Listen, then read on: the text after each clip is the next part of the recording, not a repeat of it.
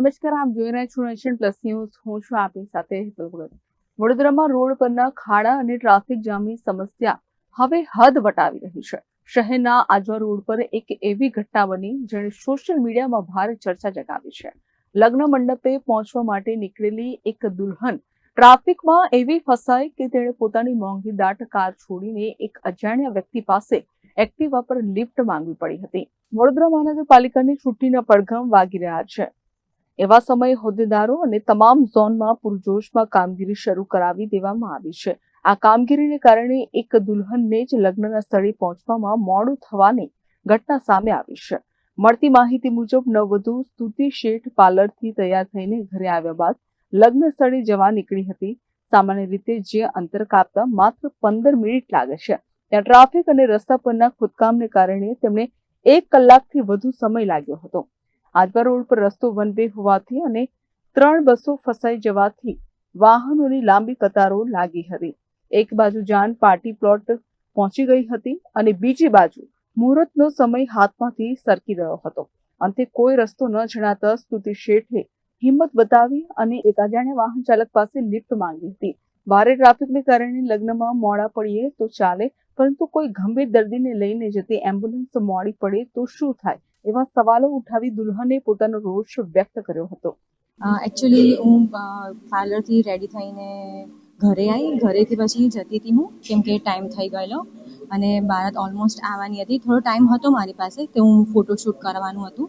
તો ફોટોશૂટ તો થયો નહીં, કેમ કે ટ્રાફિક એટલો બધો હતો. વન વે હતો, કેમ કે એક સાઈડ બધું ખોદી નાખેલું હતું અને જે વન વે હતો ત્યાં 3 બસ ફસાઈ ગઈ હતી. એટલે કોઈ બસને જવાની જગ્યા નહોતી એકચ્યુઅલી. અને એટલે મારી ગાડી બી ત્યાં સ્ટક થઈ ગયેલી. એટલે મારે પછી છેલ્લે એવું કરવું પડ્યું કે કોઈ રેન્ડમ લોકોને બોલાવીને મારે એક્ટિવા પર જવું પડ્યું. એટલે એક એક્ટિવા પર હું હતી, એક એક્ટિવા પર મારી મમ્મી હતી અને બીજા એક્ટિવા પર મારો ભાઈ હતો.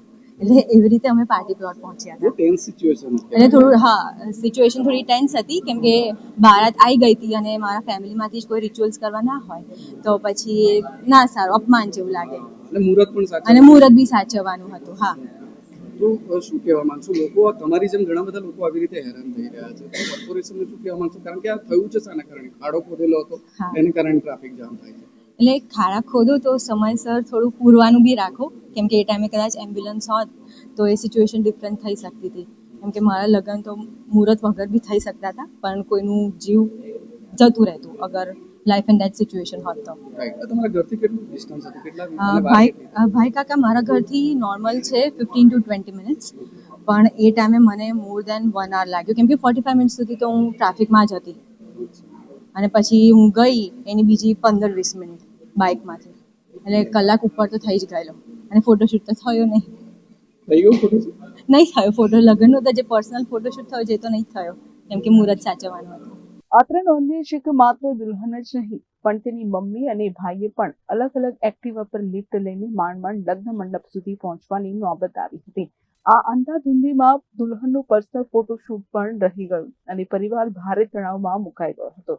એક તરફ બોર્ડ તથા સ્પર્ધાત્મક પરીક્ષાઓનો દોર શરૂ થઈ રહ્યો છે, બીજી તરફ કોર્પોરેશનનું ખોદકામ હજુ પૂરું થવાનું નામ લઈ રહ્યું નથી, જેને લઈને તંત્રએ ખાડા ખોદ્યા પછી તેને સમયસર પૂરવા જોઈએ તેવી લોક માંગ ઉઠવા પામી છે.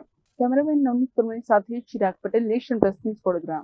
સમાચારોના સતત અપડેટ મેળવવા માટે અમારી નેશન પ્લસ ન્યૂઝની યુટ્યુબ ચેનલને સબસ્ક્રાઇબ કરો, બેલ આઇકન દબાવો અને જોડાયેલા રહો ફેસબુક, ઇન્સ્ટાગ્રામ અને ટ્વિટર પર.